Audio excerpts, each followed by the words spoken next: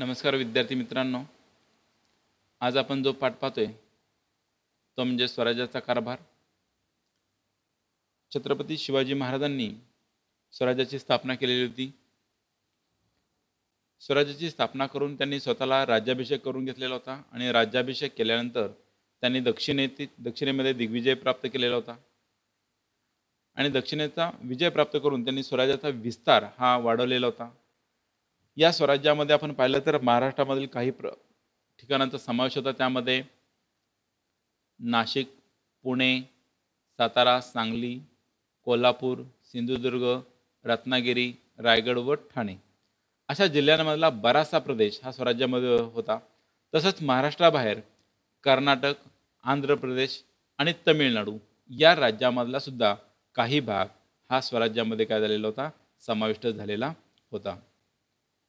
म्हणजे अशा रीतीनं विस्तारात गेलेल्या स्वराज्याचा कारभार हा सुरळीतपणे व्हावा आणि त्यामध्ये लोकांचं कल्याण हे साधलं जावं, यासाठी शिवाजी महाराजांनी स्वराज्याची घडी व्यवस्थित बसवलेली होती आणि या सर्वांबद्दलची माहिती आपण या पाठामध्ये पाहणार आहोत। त्यामध्ये आपण पाहतोय ते म्हणजे अष्टप्रधान मंडळ। महाराजांनी राज्याभिषेकाच्या प्रसंगी अष्टप्रधान मंडळ हे काय केलं होतं, नियुक्त केलेलं होतं। म्हणजे राज्यकारभाराच्या सोयीसाठी त्यांनी आपल्या 8 खात्यांमध्ये विभागणी केलेली होती आणि प्रत्येक खात्यासाठी एक प्रमुख नेमलेला होता।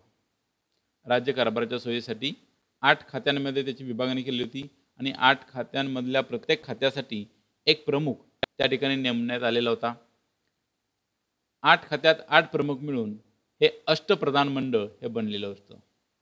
8 खात्यामध्ये 8 प्रमुख मिळून काय झालं होतं, अष्टप्रधान मंडळ बनलेलं होतं आणि या प्रमुखांची नेमणूक करणं किंवा त्यांना त्यांच्या पदावरून दूर करणं हा छत्रपती शिवाजी महाराजांचा अधिकार होता। म्हणजे कोणत्या पदावर कुठल्या अधिकाऱ्याची नेमणूक करावी किंवा कोणत्या पदावरून त्याला काढून टाकावं, या सगळ्या संदर्भातला जो अधिकार होता तो छत्रपती शिवाजी महाराजांकडे होता। त्याचबरोबर आपापल्या खात्याच्या कारभारासाठी हे प्रमुख जे होते ते महाराजांना काय होते, जबाबदार होते आणि शिवाजी महाराजांनी या खात्यातील लोकांना त्यांचं गुण व कर्तृत्व पाहून अष्टप्रधान मंडळाची निवड केलेली होती। म्हणजे प्रत्येकाचे गुण आणि कर्तृत्व पाहून अष्टप्रधान मंडळातील प्रमुखांची निवड केली होती आणि त्यांना इनामे, वतने किंवा जहागिरी दिले नाहीत, तर त्यांना काय केलं, रोख पगार मात्र त्या ठिकाणी त्यांनी दिलेला होता। पगार मात्र भरपूर देण्यात आलेला होता। आपण या ठिकाणी पाहूया छत्रपती शिवरायांचं अष्टप्रधान मंडळ। तर यामध्ये या ठिकाणी प्रधानाचं नाव, त्यानंतर त्या प्रधानाला दिलेलं पद आणि त्या प्रधानाचं काम, या गोष्टी या ठिकाणी दिलेल्या आहेत, त्या आपण पाहणार आहोत। तर पहिलं मोरोपंत पिंगळे, त्यांना प्रधान हे पद देण्यात आलेलं होतं आणि त्यांचं काम जे होतं ते म्हणजे राज्यकारभार चालवणं आणि जिंकून आलेल्या प्रदेशाची व्यवस्था पाहणं। जो स्वराज्याचा राज्यकारभार चालवायचा आणि जो जिंकलेला प्रदेश आहे त्या प्रदेशाची व्यवस्था पाहणं हे काम कोणाकडे होतं, मोरोत्रिंबक पिंगळे, त्यांचं पद जे होतं ते प्रधानाचं पद होतं। त्यानंतर दुसरं पद आहे अमात्य पद। तर अमात्य पद जे आहे हे रामचंद्र निलखंड मुजुमदार यांना देण्यात आलेलं होतं आणि त्यांचं काम जे होतं ते म्हणजे राज्याचा जमा खर्च पाहणे। रामचंद्र निलकंठ मुजुमदार यांना अमात्य हे पद होतं आणि काम होतं राज्याचा जमा खर्च पाहणे। त्यानंतर सचिव जे पद होतं हे पद होतं अण्णाजी दत्तो यांना। अण्णाजी दत्तो यांना हे सचिव पद दिलेलं होतं आणि त्यांचं काम होतं सरकारी आज्ञापत्र तयार करणं। सरकारी आज्ञापत्र तयार करणं। त्यानंतर पुढचं पद आहे ते मंत्रीपद आहे। हे पद दत्ताजी त्र्यंबक वाकनीस यांना होतं आणि त्यांचं काम होतं पत्रव्यवहार सांभाळणं, ही कामं होती। त्यानंतर पुढचं जे आहे पद ते सेनापती होतं आणि हे सेनापती पद हंबीरराव मोहिते यांच्याकडे होतं आणि त्यांच्याकडे काम होतं सैन्याची व्यवस्था ठेवणं व राज्याचं रक्षण करणं। त्याचबरोबर पुढचं पद होतं सुमंत. सुमंत पद हे रामचंद्र त्र्यंबक डबीर यांना दिलेलं होतं आणि त्यांचं काम होतं परराज्यांशी संबंध ठेवणं, इतर राज्यांशी संबंध ठेवणं. त्यानंतर पुढचं पद होते ते न्यायाधीश. आणि न्यायाधीशांचं काम जे होतं ते काम निराजीरावजी यांच्याकडे देण्यात आलेलं होतं आणि हे काम होतं ते म्हणजे काय, न्यायदान करणं. त्यानंतर पुढचं पद आहे पंडितराव. हे पद जे आहे हे पद मोरेश्वर पंडितराव यांना देण्यात आलं होतं आणि त्यांचं काम होतं धार्मिक व्यवहार पाहणे. असं हे छत्रपती शिवाजी महाराजांचं अष्टप्रधान मंडळ होतं. त्यांचं पद ते पद कोणाला मिळालेलं होतं आणि त्या प्रत्येक प्रमुखाचं काम काय होतं या सगळ्या गोष्टी आपण आता पाहिलेल्या आहेत. ठीक आहे. त्यानंतर आपण पाहतो छत्रपती शिवाजी महाराजांचं शेतीविषयक धोरण. शेती हा खेड्यामधला एक मुख्य व्यवसाय होता आणि छत्रपती शिवाजी महाराज हे शेतीचं महत्त्व जाणत होते. त्यामुळे त्यांनी काय केलं होतं की शेतकऱ्यांच्या हिताकडे लक्ष दिलेलं होतं आणि त्यासाठी त्यांनी अण्णाजी दत्तो या आपल्या कर्तबगार व अनुभवी अधिकाऱ्यांवर ही जमीन महसुलाची व्यवस्था लावण्याची जबाबदारी सोपवण्यात आलेली होती आणि ठरवून दिलेल्या रकमेपेक्षा अधिक महसूल गोळा करू नये अशी ताकीद त्यांनी आपल्या अधिकाऱ्यांना दिलेली होती. म्हणजे जो महसूल ठरवून दिलेला आहे तेवढाच महसूल घ्यायचा किंवा तेवढीच रक्कम घ्यायची, अधिक महसूल गोळा करायचा नाही अशी त्यांनी छत्रपती शिवाजी महाराजांनी आपल्या अधिकाऱ्यांना ताकीद दिलेली होती. त्याचबरोबर ज्या काही पडीक जमिनी आहेत, पडीक जमिनी म्हणजे ज्या जमिनींवर शेती केली जात नाही, शेतीयोग्य जमीन परंतु शेतावर शेती केली जात नाही अशी जमीन, अशा पडीक जमिनी लागवडीखाली आणण्यासाठी काय केलेलं आहे, उत्तेजन दिलेलं होतं. अशा जमिनी काय करायच्या आहेत, लागवडीखाली आणायच्या आहेत अशा प्रकारच्यासाठी उत्तेजन दिलेलं होतं. त्याचबरोबर अतिवृष्टी वा अवर्षण म्हणजे जर खूपच पाऊस झाला, पावसामुळे पीकसुद्धा नष्ट होतं, अति पाऊस झाल्यानंतर किंवा पाऊसच पडला नाही यामुळं सुद्धा पीक हातचं जातं, किंवा शत्रू सैन्याने जर गावाचा प्रदेश उद्ध्वस्त केला तर अशा सर्व प्रसंगी गावकऱ्यांना काय करायचं आहे, शेतसरा व इतर करांमध्ये सूट देण्यात यावी असा शिवरायांचा काय होता, आदेश होता. म्हणजे जर खूप पाऊस पडला, अतिवृष्टी झाली, अवर्षण म्हणजे अवर्षण यामुळं पीक हातचं गेलं म्हणजे दुष्काळ पडला, अवर्षण म्हणजे काय, दुष्काळ पडला आणि त्यामुळे पीक जर हातचं गेलं, आलेलं पीक नष्ट झालं किंवा एखाद्या शत्रू सैन्याने गावाचा प्रदेश उद्ध्वस्त केला असेल तर अशा प्रसंगी काय करायचं आहे, गावकऱ्यांना शेतसरा आणि इतर करारांमध्ये सूट देण्यात यावी असा त्यांनी आदेश दिलेला होता. तसंच अशा प्रसंगी शेतकऱ्यांना काय करायचं आहे, शेतकऱ्यांना मदत म्हणून बैलजोड्या, नांगर, त्याचबरोबर पेरणीसाठी चांगलं बियाणं पुरवावं अशी अधिकाऱ्यांना काय केली होती, आज्ञा ही छत्रपती शिवाजी महाराजांनी केलेली दिसून येते. म्हणजे यातून आपल्याला छत्रपती शिवाजी महाराजांनी शेतीविषयक धोरण कसं पाहिलेलं होतं हे आपल्याला दिसून येतं. शेतकऱ्यांची किती काळजी होती यातून हे आपल्याला दिसून येतं. तत्कालीन खेड्याचं कारण त्या काळामधलं शेती व्यवसाय हा जो होता तो अर्थकारणाचा कणा होता. म्हणजे शेती हा महत्त्वाचा व्यवसाय होता आणि खेड्यांमध्ये शेती व्यवसायाला पूरक असे व्यवसाय चालवत होते. म्हणजे शेती बरोबरच शेतीला जोडून इतर व्यवसाय होते, त्यांना पूरक व्यवसाय असं म्हटलं जात होतं. म्हणजे गावातील कारागीर जे होते ते वस्तूंचं उत्पादन करत होते, गावामध्ये असणारे कारागीर होते ते वस्तूंचं उत्पादन करत होते आणि उत्पादन करून ते तिथल्या स्थानिक लोकांच्या गरजा भागवत होते. म्हणजे या अर्थानं खेडे होते ते स्वयंपूर्ण होते. म्हणजे गावामधल्या लोकांना लागणाऱ्या सर्व वस्तू ह्या गावामध्ये तयार केल्या जात होत्या. या अर्थानं हे खेडे काय होतं, स्वयंपूर्ण. म्हणजे या गावातील लोकांना कोणावरही अवलंबून राहावं लागत नव्हतं किंवा दुसऱ्या शहरांवर अवलंबून राहावं लागत नव्हतं. तर खेडे ही स्वयंपूर्ण होती. त्यांच्या ज्या गरजा होत्या त्या तिथल्या तिथं गावातल्या गावात भागवल्या जायच्या आणि शेतकरी काय करत होते तर आपल्या उत्पादनामधून आवश्यक तो वाटा या कारागिरांना देत होते. म्हणजे हे जे कारागीर आहेत ते कारागीर वस्तूंचं उत्पादन बनवत होते आणि त्याच्या मोबदल्यामध्ये शेतकरी काय करत होते, त्यांना आपल्या शेतीच्या उत्पादनामधून आवश्यक तो वाटा त्या कारागिरांना देत होते. आता हा जो वाटा होता त्या वाट्याला काय म्हटलं जातं, बलुतं म्हटलं जात होतं. काय म्हटलं जात होतं? बलुतं असं म्हटलं जायचं. शेतकऱ्यांनी जो कारागिरांसाठी शेतातला उत्पन्नाचा वाटा जो ठेवलेला असायचा त्याला बलुतं असं म्हटलं जायचं. ठीक आहे. त्यानंतर आपण पाहतो व्यापार व उद्योग. तर व्यापार वृद्धीशिवाय राज्य भरभराटीस येत नाही. म्हणजे एखाद्या प्रदेशामध्ये जर व्यापार मोठा वाढत असेल तर राज्य किंवा तो प्रदेश काय होतो? भरभराटीस येतो. हे छत्रपती शिवाजी महाराजांनी ओळखलेलं होतं. त्यामुळं व्यापारामुळं नवनवीन व गरजेच्या वस्तू काय होत असतात तर राज्यामध्ये येत असतात. व्यापार वाढला की व्यापारामुळे काय होत असतात? नवीन नवीन वस्तू किंवा गरजेच्या वस्तू राज्यामध्ये येत असतात आणि वस्तूंची काय होत असते? मुबलकता वाढते आणि त्याचबरोबर व्यापार वाढतो आणि संपत्तीमध्ये सुद्धा काय पडते? भर पडते. का? म्हणजे व्यापार जो वाढला तर राज्य काय तर भरभराटीस येतं, हे शिवाजी महाराजांनी ओळखलेलं होतं. आणि व्यापारामुळे काय होतं? नवनवीन आणि गरजेच्या वस्तू राज्यामध्ये येतात. त्याचबरोबर वस्तू राज्यामध्ये आल्या की वस्तूंची मुबलकता वाढते, व्यापार वाढतो आणि संपत्तीमध्ये सुद्धा काय पडते? भर पडते. त्याचबरोबर साहुकार म्हणजे राज्याची व राजश्रींची शोभा. हे आज्ञापत्रातील वर्णन महाराजांचा व्यापाराकडे पाहण्याचा नेमका दृष्टिकोन काय करतं? स्पष्ट करणारे आहे. साहुकार म्हणजे व्यापारी, हा व्यापारी अर्थ आहे. साहुकार म्हणजे कोण? तर व्यापारी. म्हणजे व्यापाऱ्यांमुळं काय होतं? तर राज्याची, व्यापारी म्हणजे कोण आहेत? तर राज्याची आणि राजश्रींची शोभा आहेत.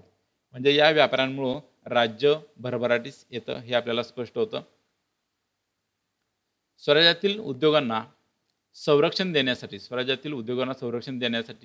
किंवा देण्याचं महाराजांचं धोरण होतं. म्हणजे स्वराज्यातील उद्योग जे धंदे आहेत त्या उद्योगांना संरक्षण द्यायचं हे महाराजांचं धोरण होतं. आणि याचं एक उत्तम उदाहरण म्हणजे काय? तर मिठाचा उद्योग. याचं उत्तम उदाहरण म्हणजे काय? तर मिठाचा उद्योग. तर त्यांनी कोकणातील मीठ उद्योगाला संरक्षण दिले गेलं. छत्रपती शिवाजी महाराजांनी कोकणामध्ये स्वराज्यातील लोक मीठ बनवत होते, त्या मीठ उद्योगाला त्यांनी संरक्षण दिलं होतं. त्यावेळी पोर्तुगीजांच्या ताब्यातील प्रदेशातून स्वराज्यामध्ये मिठाची आयात ही मोठ्या प्रमाणामध्ये होत होती. म्हणजे स्वराज्यामध्ये मिठाची आयात होत होती. पोर्तुगीजांच्या ताब्यातील जो प्रदेश होता त्या प्रदेशातून स्वराज्यामध्ये काय केली जायची? मिठाची आयात केली जायची.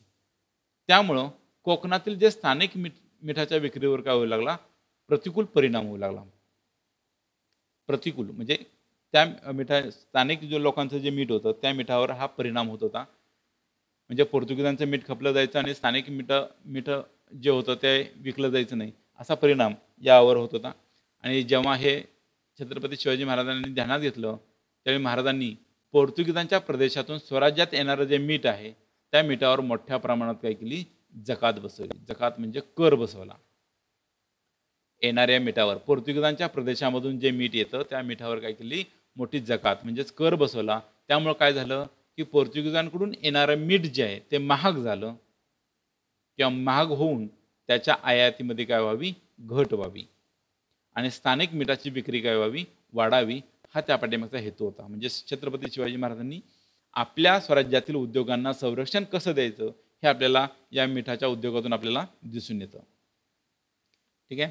त्यानंतर आपण पाहतोय ती म्हणजे लष्करी व्यवस्था. तर शिवाजी महाराजांच्या लष्कराची 2 भागांमध्ये विभागणी केलेली होती. 2 भागांमध्ये विभागणी केलेली होती. एक होतं पायदळ आणि दुसरं होतं घोडदळ. आता पायदळामध्ये काही अधिकारी होते, त्यामध्ये एक हवालदार होता आणि जुमलेदार. लष्करी व्यवस्थेमध्ये 2 विभागणी केलेली होती 2 भागामध्ये. एक होतं पायदळ आणि दुसरं होतं घोडदळ. आणि यामध्ये पायदळामध्ये हवालदार आणि जुमलेदार असे 2 अधिकारी होते. आणि पायदळाचा जो प्रमुख होता त्या प्रमुखाला काय म्हटलं जात होतं? सरनौबत असं म्हटलं जात होतं. आणि सरनौबत हा पायदळामधील कोण होता? तर सर्वोच्च अधिकारी होता. म्हणजे सर्वात वरचा अधिकारी जो कोण होता तो म्हणजे सरनौबत होता. ठीक आहे. आणि घोडदळामध्ये 2 प्रकारचे घोडेस्वार होते. घोडदळामध्ये कोण होते? तर 2 प्रकारचे घोडेस्वार होते. त्यामध्ये एक होते शिलेदार आणि दुसरा बारगीर. एक होता शिलेदार आणि दुसरा होता बारगीर. आता जो शिलेदार असे त्या शिलेदाराकडे स्वतःचा घोडा आणि स्वतःचे हत्यारे असत. म्हणजे शिलेदार जो होता घोडदळामधला, तर त्याच्याकडे स्वतःचा घोडा आणि स्वतःची हत्यारे असेल. तर जो बारगीर होता त्याला सरकारकडून घोडा व हत्यारे दिली जात होती. पहा, 2 प्रकार आहेत. एक शिलेदार, दुसरा बारगीर. जो शिलेदार होता त्याच्याकडे काय होतं, तर स्वतःचा घोडा आणि स्वतःची हत्यारे होती. तर बारगीर जो होता, तर त्या बारगीराला सरकारकडून घोडा आणि सरकारकडूनच हत्यारे दिली जात होती. आणि शिवाजी महाराजांच्या घोडदळामध्ये बारगीरांची संख्या ही अधिक होती.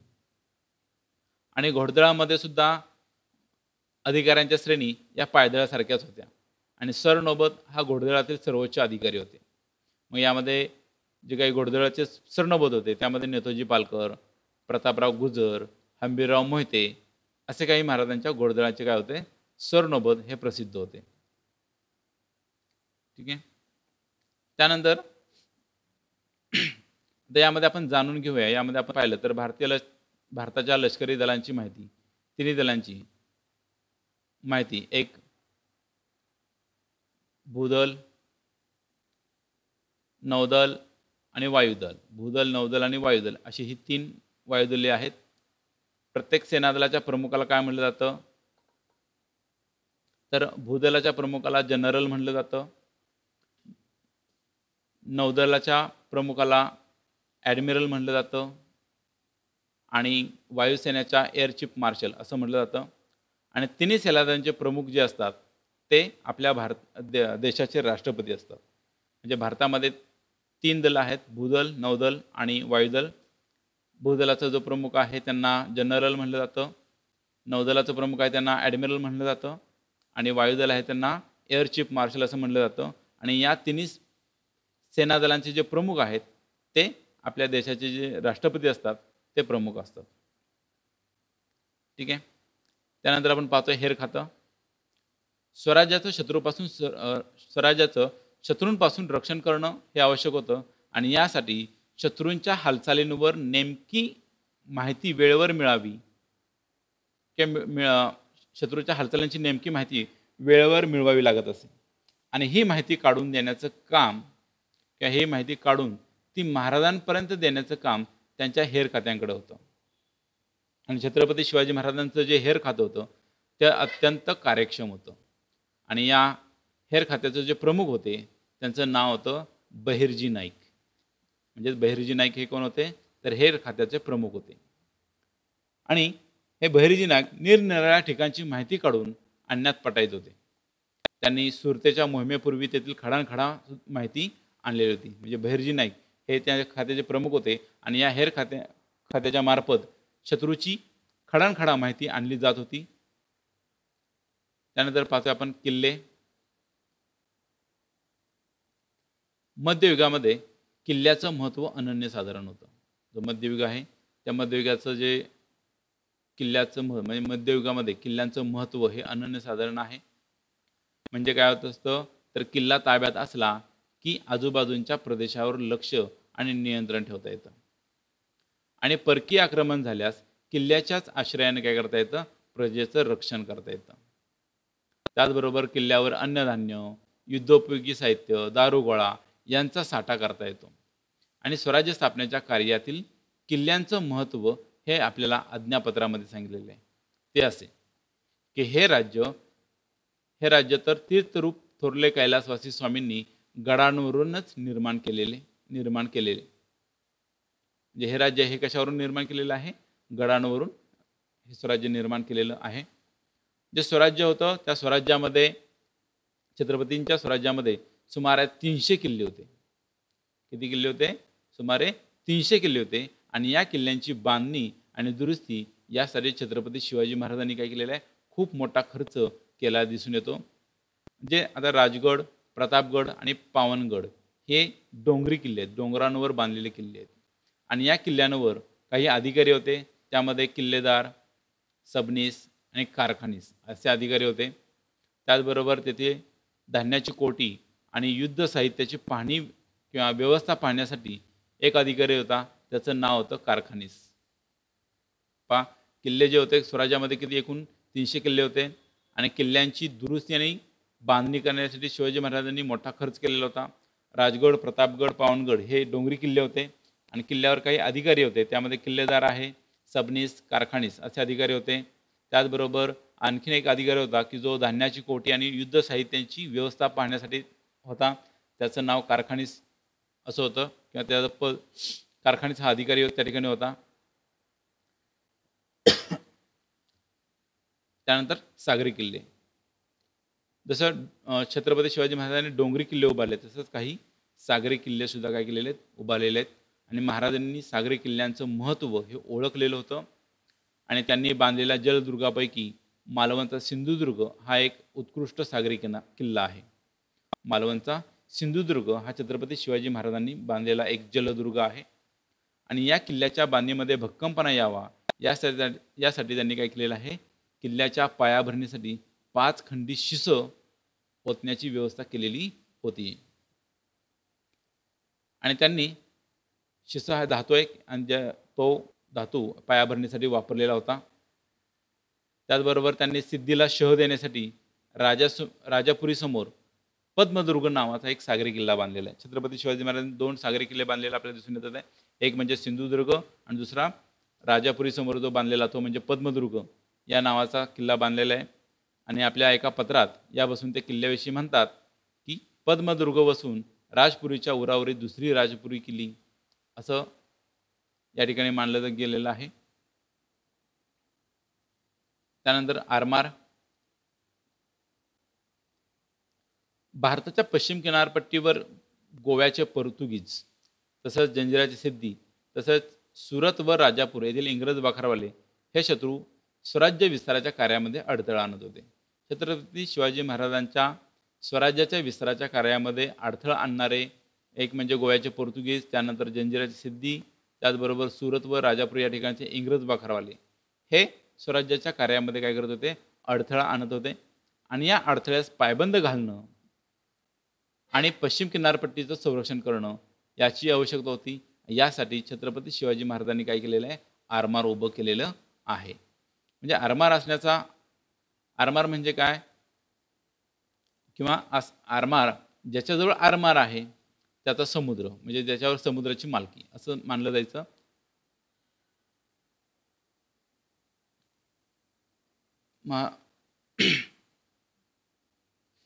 म्हणजे ज्याच्याजवळ आरमार त्याचा समुद्र हेच शिवाजी महाराजांनी ओळखलेलं होतं. म्हणजे महाराज हे दूरदर्शी होते. महाराजांच्या आरमारामध्ये विविध प्रकारची 400 जहाजं होती. आरमार म्हणजे लढाऊ जहाजांचा ताफा. तर छत्रपती शिवाजी महाराजांच्या आरमारामध्ये विविध प्रकारची 400 जहाजं होती. मग यामधील गुराब, गलबत व पाल ही लढाऊ जहाजं होती. गुराब, गलबत व पाल ही जी होती ती लढाऊ जहाजं होती. त्याचबरोबर कल्याण, भिवंडीची खाडी, विजयदुर्ग आणि मालवण या ठिकाणी जहाजं बांधली जात होती. छत्रपती शिवाजी महाराजांनी जहाजं बांधणी सुद्धा निर्माण केलेली होती किंवा जहाजं बांधलेली होती. यामध्ये मायनाक भंडारी आणि दौलत खान हे त्यांच्या आरमाराचे प्रमुख अधिकारी होते. मायनाक भंडारी आणि दौलत खान हे काय होते, तर छत्रपती शिवाजी महाराजांच्या आरमाराचे हे प्रमुख अधिकारी होते.